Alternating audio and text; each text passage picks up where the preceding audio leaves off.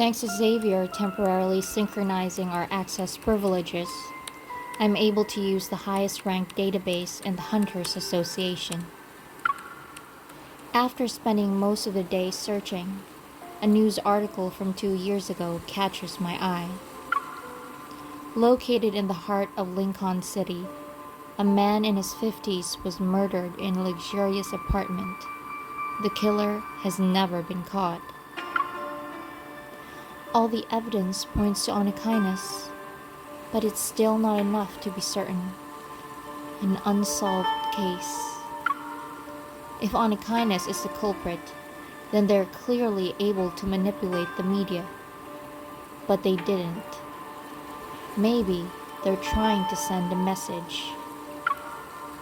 Even though the association blocked all insider channels, there are some encrypted ones.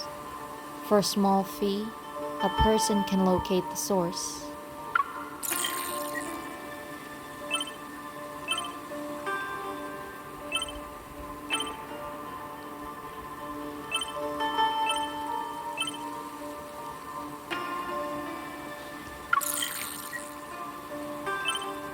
The photo finishes downloading.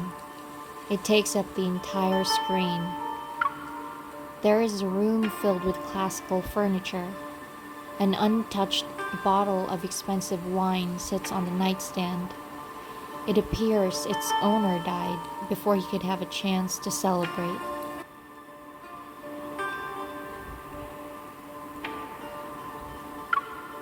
Wearing a bathrobe, a man lies motionless by the door. The intricately embroidered carpet beneath him is soaked in dark red blood. A wisp of smoke slowly spirals out from the bullet hole in his chest, like a crimson carnation blooms from his blood-soaked shirt.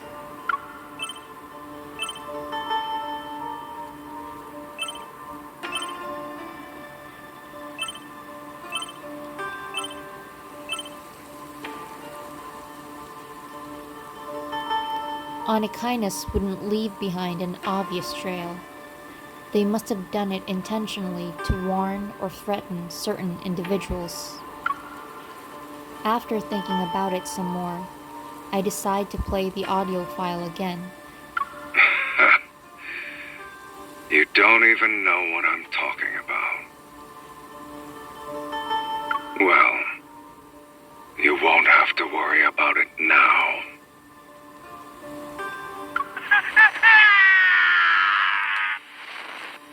A scream cuts through the air. What follows is silence, and then harsh static. I keep replaying the clip, over and over, trying to etch this voice into my memory. As my cursor is about to click the X in the top right-hand corner, a new message stops me.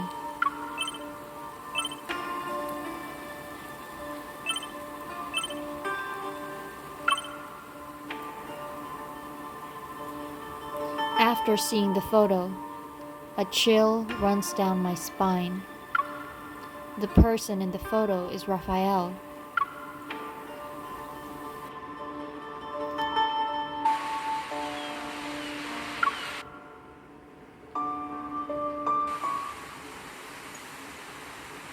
Raphael's front door is slightly open, similar to how it was during my last visit. A sliver of light peeks through the gap. I gently push the door and watch my step. Sculptures, easels, and art supplies are everywhere. Raphael is on the floor. He's not moving. Raphael! I quickly approach him and lean down, our faces a breath apart. Raphael's expression is peaceful, as if he's lost in a dream. I put my finger near his nose and feel a soft breath against my skin.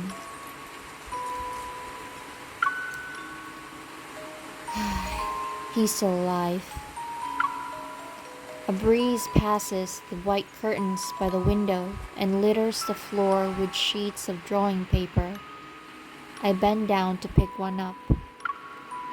Some of the messy sketches depict splendid architecture, others surging waves. Some sketches are so abstract that I can't tell what they are. They do share one thing in common, however. Written on the bottom right-hand corner is a tiny word, Lemuria. Still sleepy, he looks my way with a half-lidded gaze. I step back and knock over a pot filled with brushes. Liquid spills, lush green trees, blue skies, and white clouds from outside reflected on its surface. You're here?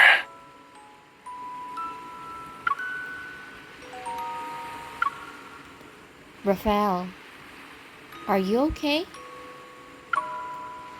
After staring at me for a long time, Raphael suddenly moves his head and holds out his hand. What are you doing? Pull me up.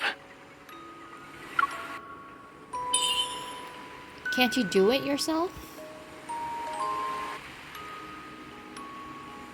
Hurry. Help me get off the floor.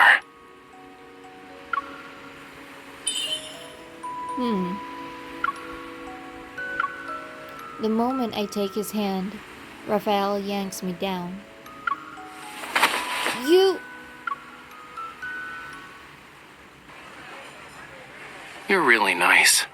You worry about my well-being and even accompany me to lunch. So, did you see anything suspicious? Everyone was staring at the haphazardly parked sports car outside. Isn't it awesome? My car installation art. It's one of a kind. Now what? There's a crowd swarming your car. How can you leave? Having a bunch of people is the best cover. If anything dangerous shows up, we ditch the car and sprint through the back door. It's like vanishing into thin air. I take a deep breath to calm myself.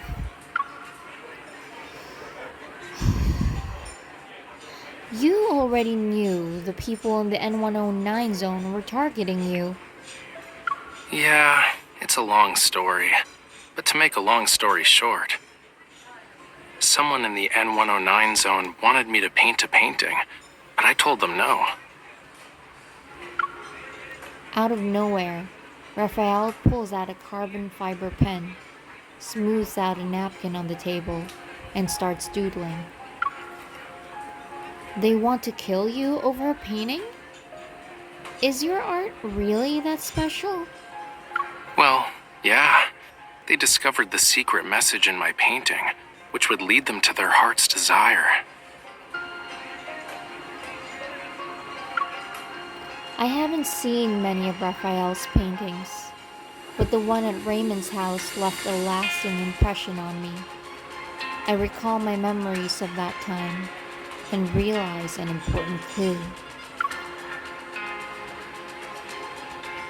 Is what they're after related to the illusion in your painting? His pen stops moving, and it creates a large blot of ink on the napkin. An illusion? What did you see? I saw a young girl on the beach. She was singing a song I didn't understand. It sounded sad. Is the painting special because you used the coral stone from that day? Yup. I heard it's kinda rare. It was found near the bottom of the ocean, in a place called Lemuria. That location is brimming with rare treasures. Even a tiny bit of coral can make you feel like you're in a world of dreams. If you grind the coral stone into pigment, you can immerse the viewer in a pretty dream created by the artist.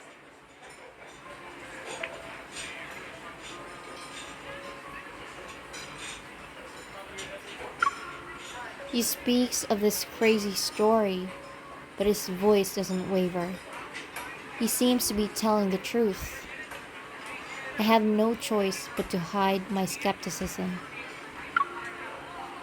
Raphael twirls his pen between his fingers, then looks into my eyes.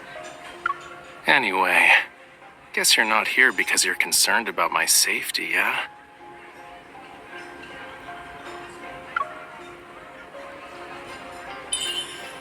Raphael, you have a bounty on your head from the N109 zone. That means you've heard about it before. I need to go there and find something. It's really important. Aside from bargaining or barging in, I don't know how to enter that place.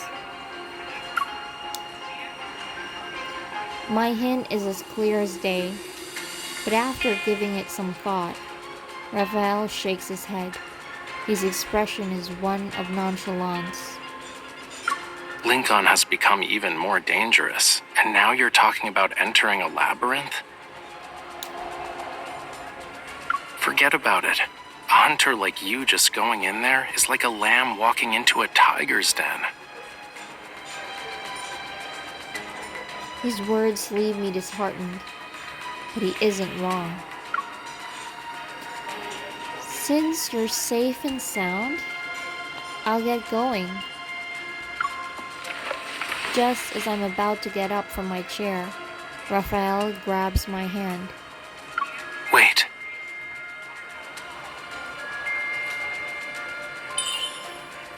Huh? Someone's following us. Raphael loosens his grip. He speaks as he sets down his pen and pushes a napkin toward me. With a few strokes, he sketches a layout of the restaurant on it. A man wearing a black jacket sits behind us to the right. He's slouching, perfectly hidden behind a potted plant.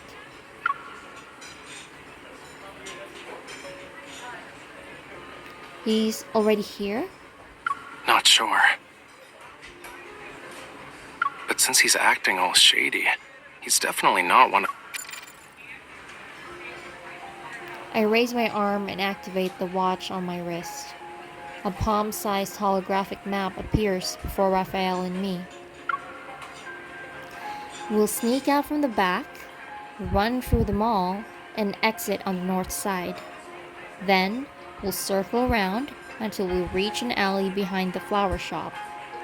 You know, you're a really good hunter.